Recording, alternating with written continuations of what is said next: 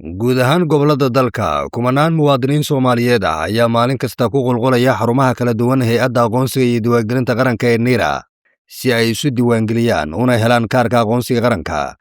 Qaar ka mid ah shacabka ayaa safaf ugu jira qaadashada kaararkooda horey loo daabacay, halka kuwa kalena ay bilaabeen diiwaangelinta si muddo kooban kadib ay u helaan shahaadada iyo kaarka aqoonsiga qaranka.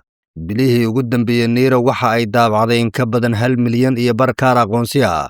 Haddaba haddii aad horey isu diiwaangelisay NIRA waxay ku xasuusinaysaa inaad hubiso in kaarkaaga aqoonsiga qaranka la daabacay kadibna aad ka soo qaadato xarunta degmada aad iska diiwaangelisay.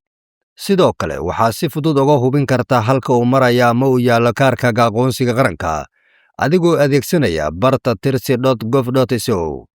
kaarka aqoonsiga qaranka waa aqoonsigaaga rasmiga, waa xuquuqdaada, waana furaha adeegyo badan oo dawladda iyo hay'adaha kala duwan ay bixiyaan. Ha dib dhigan qaadashadiisa, qaada kaarkaaga aqoonsiga qaranka maanta.